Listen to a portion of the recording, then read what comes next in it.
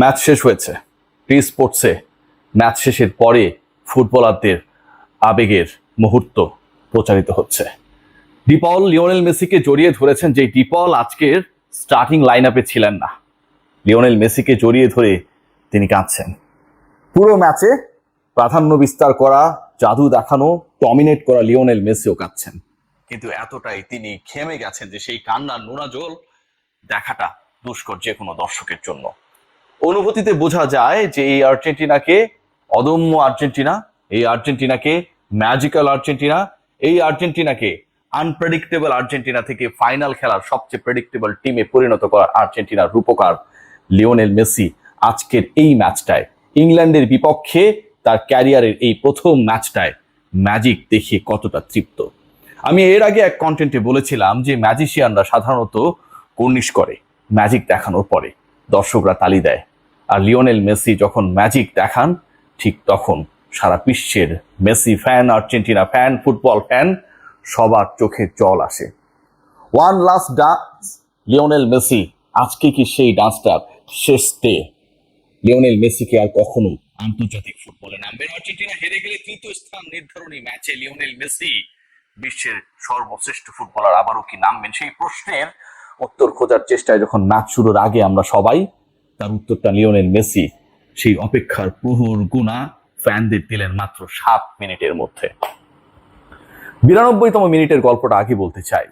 Mac Allister বলে shot করলেন, সেই বলটা গিয়ে বাঁ পাশের যে বারটা সেখানটায় হিট করে চলে আসলো। ব্যবধান হতে পারতো 2-1, আর্জেন্টিনা তখনই ম্যাচটা ইনশিওর করতে পারত।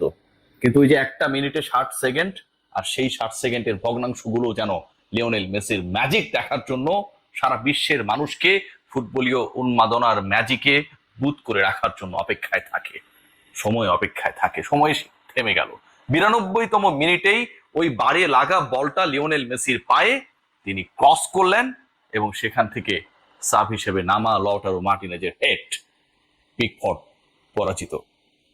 লিওনেল মেসির সেই অ্যাসিস্টে আর্জেন্টিনা 2-1 ব্যবধানে এগিয়ে গেলেন এবং সেই 2-1 জয়ে নিশ্চিত করে আর্জেন্টিনা ফাইনাল নিশ্চিত করলো। 7 মিনিটে যে ম্যাজিক্যাল মোমেন্টের কথা বলছি, এটা ছিল সেই 7ম মিনিটের গল্প। তার আগের গল্পটা 85th মিনিট। সবাই যখন টাইম কাউন্ট করছিল, আর্জেন্টাইন ফ্যানরা যখন ভাবছিল এভাবে আমাদের সেই ফুটবলের ঈশ্বরের বিদায় ঘটবে বিশ্বমঞ্চ থেকে, ঠিক তখন যেন লিওনেল মেসি আবারও একবার ম্যাজিক দেখানোর জন্য আবির্ভূত হলেন। এনজো ফার্নান্দেজকে যেই বলটা বাড়ালেন, যেভাবে ক্রিয়েট করলেন, সেই ক্রিয়েটিভিটির আসলে আমার এই কয়েক মিনিটের কন্টেন্টটা যথেষ্ট না বর্ণনা করার জন্য। ডি বক্সের বাইরে থেকে জোরালো শট, জর্ডান পিকফোর্ড আবারও ব্যর্থ। আর্জেন্টিনা যেই ম্যাচটা হারতে বসেছিল, যেই ম্যাচে একসময় মনে হচ্ছিল ইংল্যান্ডই জিতবে, ইংল্যান্ড সেই 86-এর পরাজয়ের শোধ নেবে 2026-এ এসে, 40 বছর পরে সেই প্রতিশোধ নেবে, ম্যারাডোনার প্রতিশোধ নেবে আরেক ফুটবল ঈশ্বর লিওনেল মেসির উপর। ঠিক তখন 85 মিনিটে লিওনেল মেসির পাস থেকেই এনজো ফার্নান্দেজের দৃষ্টিনন্দন গোল। 1-1 সমতা। 92তম মিনিটে ম্যাকঅ্যালিস্টারের শট ফিরে আসা, লিওনেল মেসির পায়ে সেই বল যাওয়া, তার ক্রস থেকে শেষ পর্যন্ত লাউটারো মার্টিনেজের গোল, সবকিছুই, সব স্ক্রিপ্টটাই যেন ফুটবল বিধাতা লিখে রেখেছেন। আজকে আমি পুরো ম্যাচটা যদি বিশ্লেষণ করতে চাই, খেয়াল করে দেখবেন আজকে Bellingham, the way he fouled Lionel Messi, 88-89 মিনিটের দিকের ঘটনা, যেভাবে ফেলে দিলেন, যেভাবে সেটাকে প্রপার ফাউল হিসেবে কাউন্ট করে বেলিংহামকে কার্ড দেখানো হলো না। যারা রেফারির হেল্প নিয়ে আর্জেন্টিনা ফাইনাল পর্যন্ত গেছে এই কথাও বলার চেষ্টা করবেন, তারা সেই ফাউলটা কি দেখেছেন, নাকি প্রথম গোলের পরে টেলিভিশন সেটের রিমোট বাটন চিপে প্রেস করে খেলাটা বন্ধ করে দিয়েছিলেন? খেয়াল করে দেখবেন, এই যারা সমালোচনা করেছিল আজকের এই ম্যাচটা 9 মিনিট এক্সট্রা দেওয়া হলো 90 মিনিটের পরে, সেটা গিয়ে ঠেকলো 102 মিনিটে, মানে 12 মিনিট পর্যন্ত খেলা চলেছে। লিওনেল স্কালোনি বারবার বলছিলেন যে ম্যাচের টাইম শেষ, এখনো কেন বাঁশি বাজানো হয় না। লিওনেল মেসিরা দাঁড়িয়েছিলেন, রেফারি বাঁশি বাজাচ্ছিল না।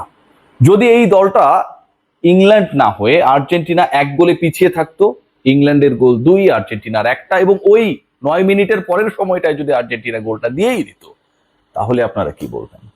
আপনারা যাই বলেন না কেন, আমি আপনাদেরকে ধন্যবাদ জানাতে চাই।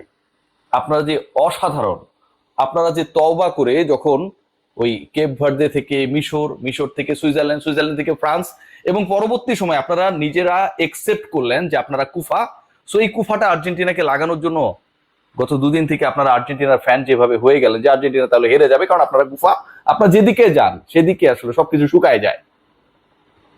আপনার তওবা করে যখন আর্জেন্টিনার ফ্যান হলেন, আমার কাছে মনে হয় ফুটবল ঈশ্বর তিনি বুঝতে পারলেন যে এখন আর কোনো বিভেদ নেই, এখন কোনো ব্রাজিল আর্জেন্টিনা নেই। আপনাদের সেই ভণ্ডামিটাকে তিনি একসেপ্ট করে নিলেন।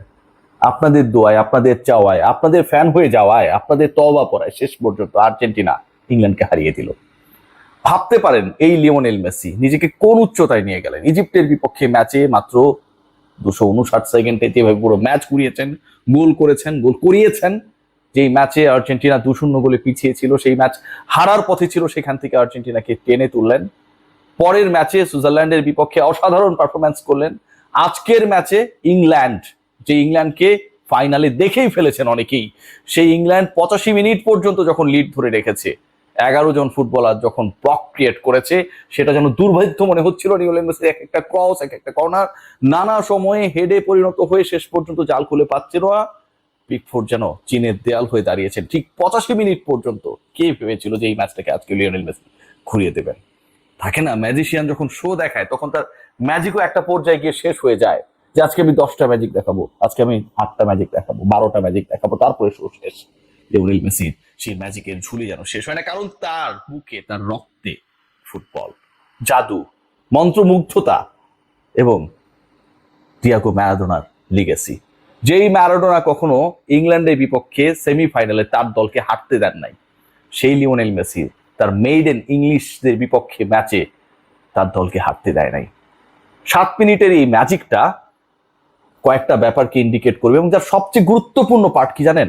সবচেয়ে গুরুত্বপূর্ণ পার্ট হচ্ছে লিওনেল মেসি কেন সেরা। এই যে বিতর্কটা হয় যে লিওনেল মেসি কেন সেরা, কেন কিলিয়ান এমবাপ্পে মেসির থেকে বেটার না, কেন ক্রিস্টিয়ানো রোনালদো মেসির থেকে বেটার না, সেই আলোচনাটায় আরো একবার তিনি জল ঢেলে দিলেন।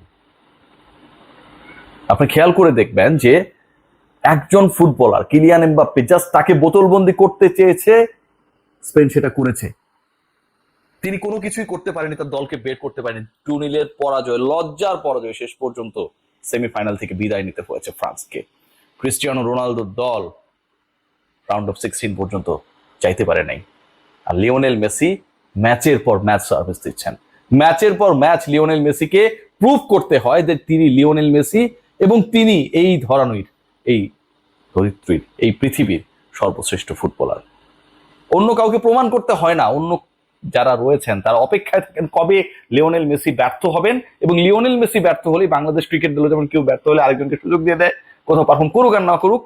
রোনালদো এমবাপ্পেদের ব্যাপারটা হচ্ছে যে লিওনেল মেসি ব্যর্থ হলে তারা সেরা হয়ে যাবেন, তাদের প্রমাণ করতে হয় না।